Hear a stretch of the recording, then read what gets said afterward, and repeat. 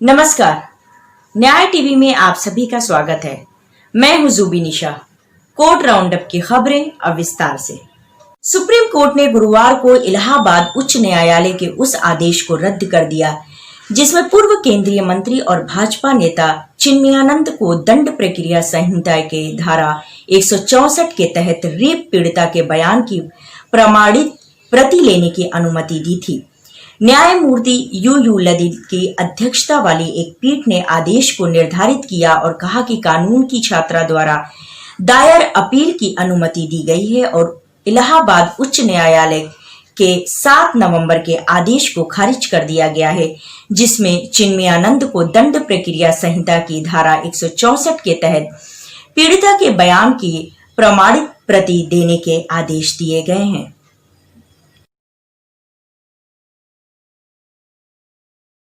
उच्चतम न्यायालय ने केंद्र को नोटिस जारी कर सरकार को खाड़ी देशों से कामगारों को वापस लाने के लिए निर्देश देने की मांग की है। खाड़ी तेलंगाना कल्याण एवं सांस्कृतिक संघ के अध्यक्ष पथपुरी बंसत रेड्डी ने खाड़ी देशों में पासपोर्ट खो चुके भारतीय कामगारों को वापस लाने और उनके कल्याण के लिए बनाई गई नीतियों को लागू करने के लिए एक तंत्र स्थापित करने के लिए केंद्र को निर्देश देने की मांग की है।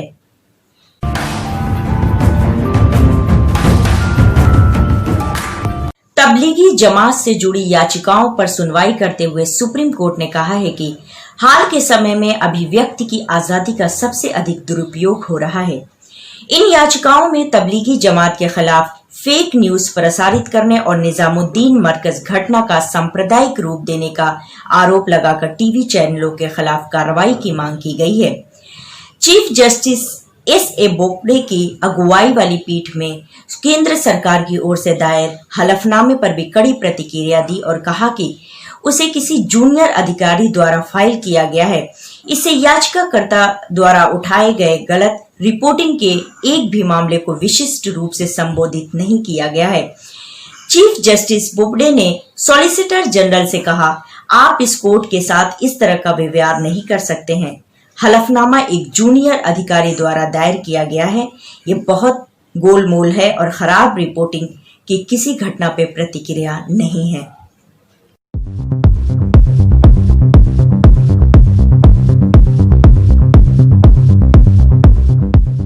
सुप्रीम कोर्ट ने 1981 की हत्या के मामले में आरोपी एक व्यक्ति पर लगाया गया आजीवन कारावास की सजा को रद्द कर दिया है, जिसमें कहा गया है कि अपराध की तारीख पर उसकी आयु 18 वर्ष से कम थी।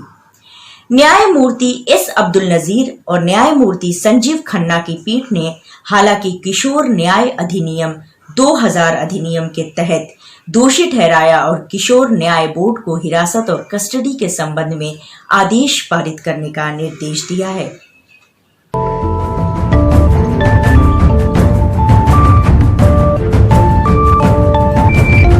ग्यारह साल पहले घर से निकला विक्षिप्त बुजुर्ग वर्तमान समय में पाकिस्तान जेल में बंद है। वो कैसे और किन परिस्थितियों में सरहद पार कर पाकिस्तान पहुंचा, इसका आज तक पता नहीं चल सका। गुरुवार को गृह मंत्रालय से पत्र मिलते ही एसपी मामले की जांच शुरू कर दिया है। साथ ही पाकिस्तान की जेल में बंद भारतीय को वापस लाने की भी कवायद शुरू हो गई है। जिले के देहात कोतवाली क्षेत्र के बरहाना निवासी पुनवासी पुत्र स्वर्गीय कन्हैया लाल मजदूरी करता था। 11 वर्ष पूर्व 2009 में उसकी मानसिक स्थिति खराब हो गई थी। वो घर पर किसी को बताए निकल गया था। उसके बाद वापस नहीं लौटा। पुनवासी किसी तरह भारत की सरहद पार पाकिस्तान चला गया। पाकिस्तान में सरहद पार करने के जुर्म में पुनवासी को बंदी बना लिया गया। पुनवासी को पाकिस्तान के लाहौर जेल में बंद किया गया है। तब से आज तक वो पाकिस्तान की जेल में बंद है। त्रिपुरा हाईकोर्ट ने मंगलवार 6 अक्टूबर को कहा है कि राज्य के लोगों को इस गलतफहमी में नहीं रहना चाहिए कि कोरोना वायरस प्रसार में आकस्मिक सुधार हुआ है और अब जीवन सामान्य हो सकता है। मुख्य न्यायाधीश अकील कुरैशी और न्यायमूर्ति सुभाशीष तालपात्रा की खंडपीठ ने एक याचिका पर हाई कोर्ट द्वारा लिए गए स्वतः संज्ञान के बाद जनहित याचिका की प्रकृति में सुनवाई करते हुए त्रिपुरा राज्य में कोरोना वायरस के प्रसार की स्थिति और संबंधित मुद्दों पर विचार किया था। ड्रग्स मामले में करीब महीने भर तक मुंबई की भायखला जेल में रहने के बाद आखिरकार रिया चक्रवर्ती को बुधवार को बॉम्बे हाई कोर्ट से जमानत मिल गई और वे जेल से बाहर भी आ गईं, जिसके बाद उनके वकील सतीश मान शिंदे ने उन्हें बंगाल की शेरनी बताते हुए कहा कि वो जरूर वापसी करेंगी और सभी बेवकूफों का मुकाबला करेंगी।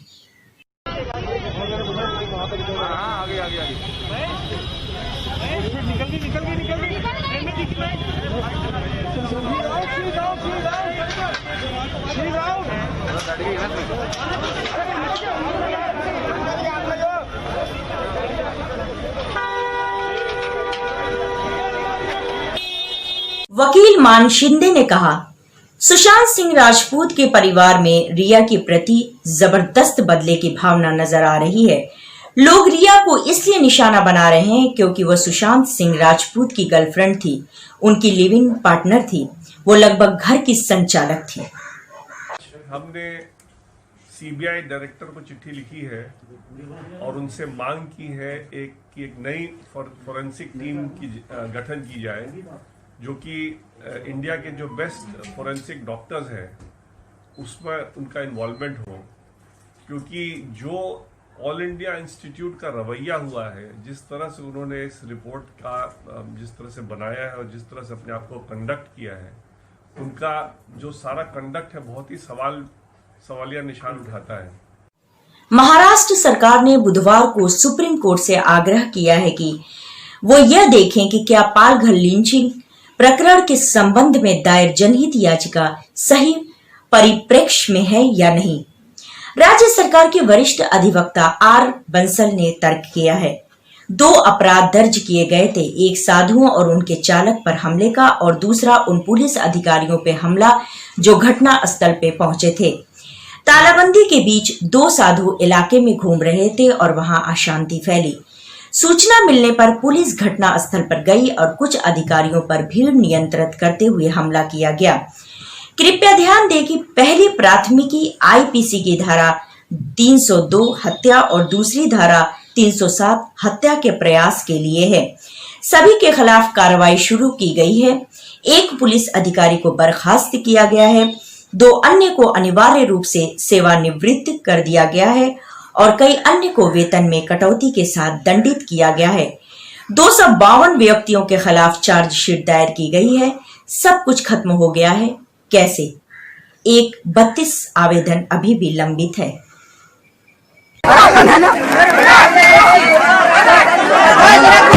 हाथरस के कथित गैंग रेप केस में अब एक नया मोड़ आ गया है। इस मामले में गिरफ्तार 4 आरोपियों ने जेल से हाथरस के एसपी को एक चिट्ठी लिखकर खुद को निर्दोष बताया। उन्होंने गलत ढंग से फंसाए जाने का आरोप लगाते हुए हत्या के लिए पीड़िता के परिवार वालों को जिम्मेदार ठहराया है। संदीप ने इस चिट्ठी में लिखा है कि पीड़िता से मेरी दोस्ती थी और ये बात उसके घर वालों को पसंद नहीं थी। चिट्ठी के मुताबिक इसी गुस्से में पीड़िता की मां और भाई ने पिटाई की, जिससे उसकी मौत हो गई। जेल में बंद 4 आरोपियों ने पूरे मामले की जांच कराकर न्याय दिलाने की मांग की है। चिट्ठी मुख्य आरोपी संदीप की ओर से लिखी गई है, जिस पर बाकी आरोपियों लवकुश, रवि कुमार उर्फ रामू ने भी अपने अंगूठे लगाए हैं। आरोपियों ने लिखा है कि उनके ऊपर लगाए गए सारे आरोप झूठे हैं। उन्होंने एफआईआर में अलग अलग दिन आरोपियों के नाम बढ़ाने और धाराएं जोड़ने का भी उल्लेख किया है।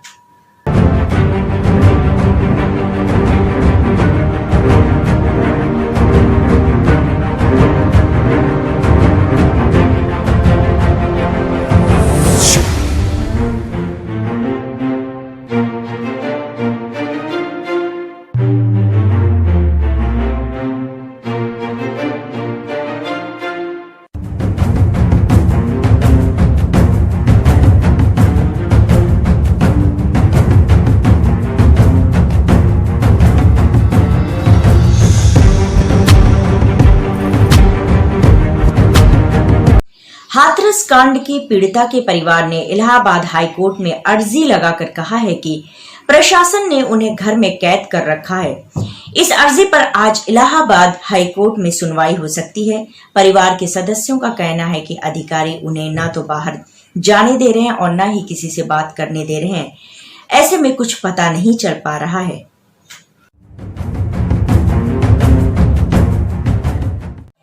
तीस्ता सितलवाड़ के सिटीजन्स जस्टिस एंड पीस संगठन ने सुप्रीम कोर्ट में हाथरस मामले की एसआईटी सीबीआई जांच की जनहित याचिका में हस्तक्षेप करने की मांग की है।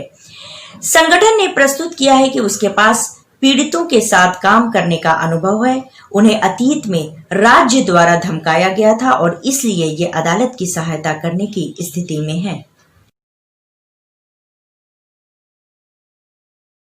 कानून के 510 छात्रों ने भारत के मुख्य न्यायाधीश को हाथरस की घटना पीड़िता की रात 2:30 बजे अंतिम संस्कार कराने के निर्देश देने में शामिल रहे दोषी अधिकारियों के खिलाफ कार्रवाई करने के लिए पत्र लिखा है। छात्रों ने उत्तर प्रदेश पुलिस, हाथरस पुलिस और हाथरस जिला प्रशासन की जांच सेवानिवृत्त सुप्रीम कोर्ट के न्यायाधीश की अध्यक्षता में एक विशेष जांच दल कराने का निर्देश देने की प्रार्थना की है। हर साल बढ़ रहे बलात्कार के मामलों के आंकड़ों और सजा की दर में कोई सुधार नहीं होने की ओर इशारा करते हुए छात्रों का कहना है कि बलात्कार की घटना इतनी आम हो गई है कि हम केवल ऐसे गिने चुने मामलों पर ही बात करते हैं जिसमें अपराध की प्रकृति ऐसी होती है जिससे समाज की चेतना भी हिल उठती है। आज बस इतना ही। आप बने रहिए न्याय टीवी के साथ। मुझे जुबी निशा को दीजिए इजाजत। नमस्कार।